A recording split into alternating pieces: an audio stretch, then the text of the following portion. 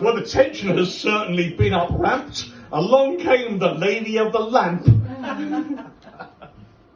Trying these women for they thought they were witches. Actually, they were just a bunch of intelligent women who were being persecuted. I'm so sorry.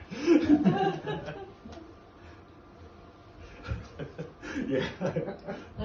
And the best way to check in true nursey fashion was to kill them with kindness or to talk to them with compassion.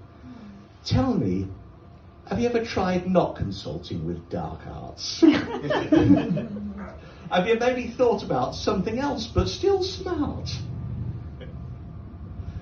And the ladies said, oh, come on there, get thee hence, we're just women of science. And so they were all exonerated. The fears of witchcraft were not exacerbated, and everyone just respected them for being quite clever.